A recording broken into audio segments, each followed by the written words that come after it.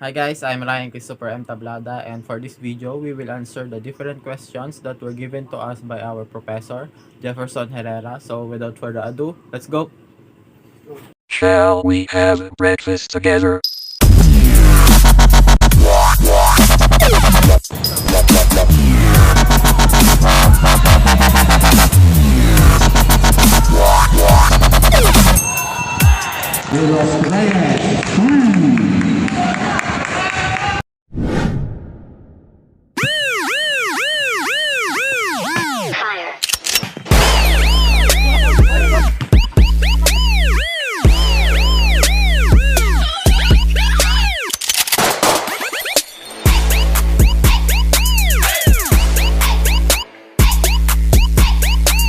Wish 1075.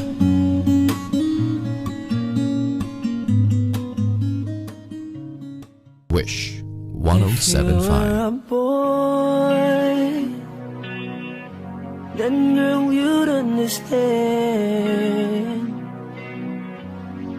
You need to stop listening to your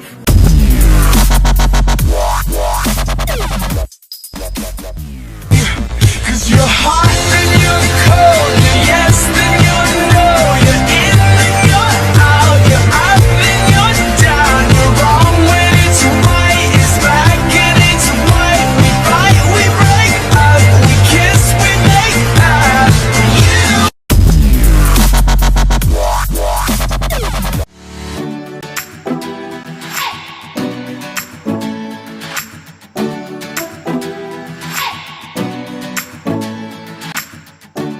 For me, the best answer for this question is letter C, because assessment includes both comparison and hard in order to maintain a one goal of a student and teacher. And also assessment is not about comparing one student to another. Its main purpose is to know are the weaknesses and strengths of one student to a specific subject matter.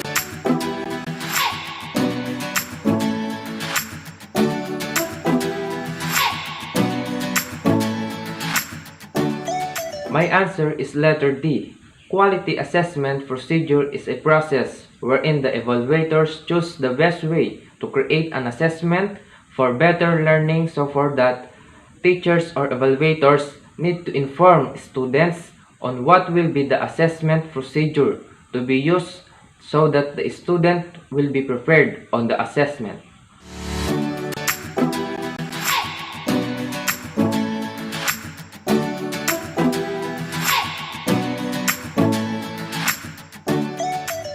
My answer is letter B. The TOS or table of specifications is categorized by 2, the content and its difficulty level. The content, if it is a appropriate or does not measure one objectives of the test. And for difficulty level, it is one that makes the test more valid from easy, hard, and difficult test questions.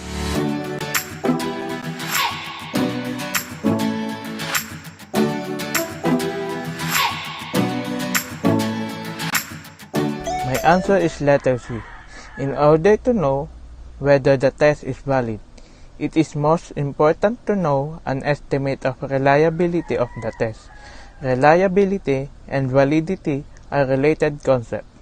If the test is unreliable, then it cannot yield valid outcomes.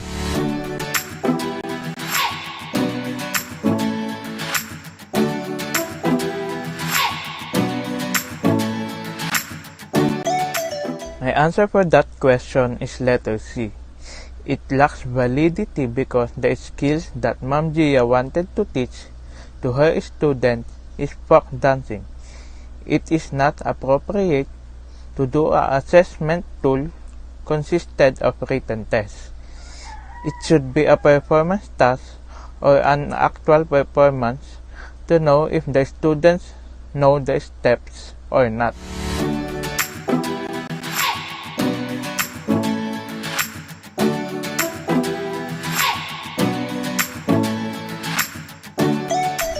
The number 6 and 1 belong to the cognitive level knowledge because this question tend to acquire facts, concepts, and theories.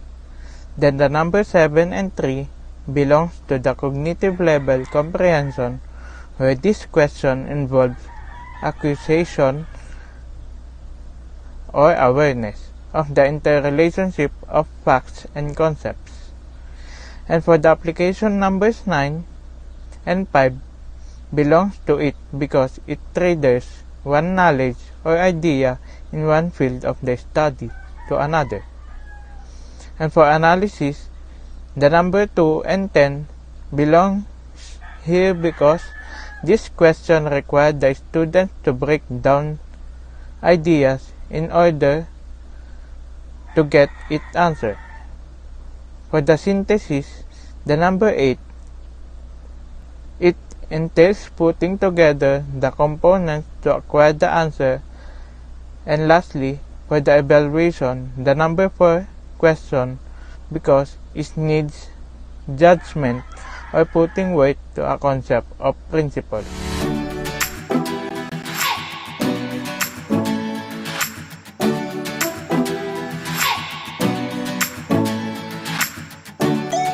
Okay, so for me guys, no. It's impossible for a test to be valid but not reliable because validity and reliability is interconnected with each other. If a test or assessment is unreliable, it will not produce valid outcomes. If a instrument is valid, then it is certain that it is also reliable.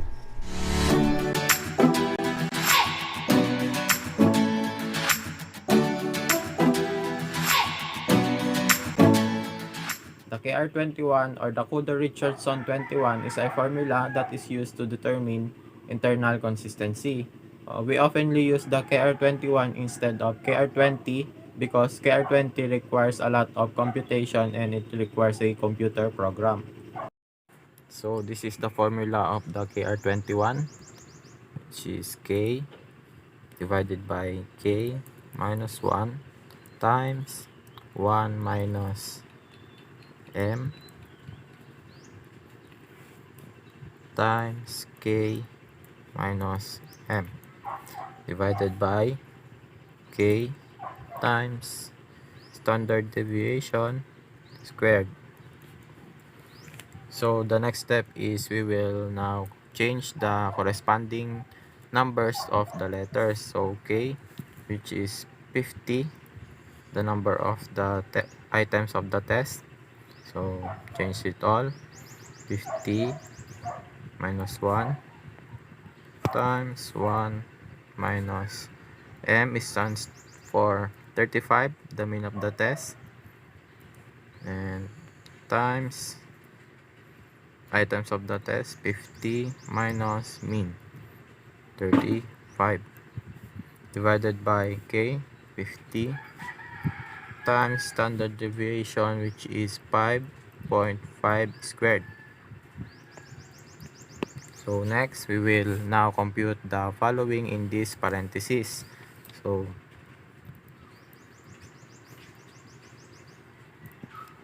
minus 1 times, so first this is 1 minus 35. So 50 minus 35 is 15, then divided by 50, we find the square root of the 5.5. 5.5 squared is 30.25. Okay, so now we will compute, or we will divide it. So 50 minus 49, because 50 minus 1 is 49. So 50 minus 49 is 1.02. Then 1 minus 35 times 15 is 525. 525 divided by 50 times 30.25 is 1,100. 512.5. So next we will now divide it. So 1.02 times 1 minus 512 divided by 1512.5 is 0.35. So now 1.02 will minus 1 minus 0.35 is 0.65. Then we will now times it.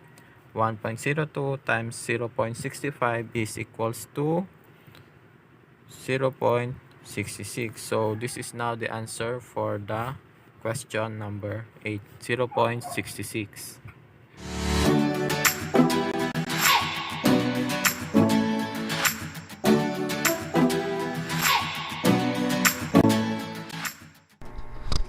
So number 9, question number 1, guys. The answer is letter A, which is the content validity. Because this refers to the extent to which the items on a test are fairly representative of the entire domain the test seeks to measure. So this also the methods of content validation, of role of content validity, evidence in validity arguments, and unsolved issues in content validation.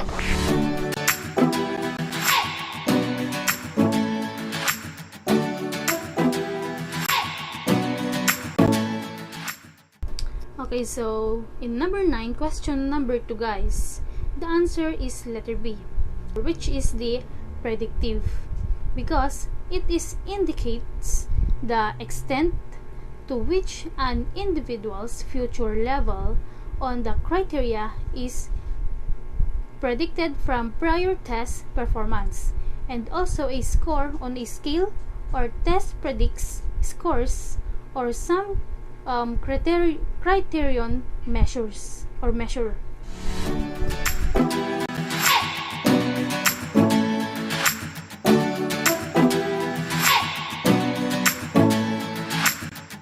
Answer for this question is letter C. The practice is not acceptable because it violates the principle of validity. Ms. Balino gave test that is not applicable or that doesn't have enough validation, and the worst part is that the results of the students was actually graded.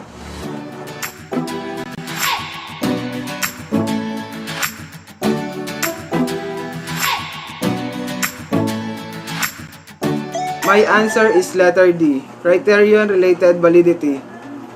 Because Ms. Gringo uses two instruments to know the relationship of these two instruments with each other and how will affect or improve future performance on a certain type.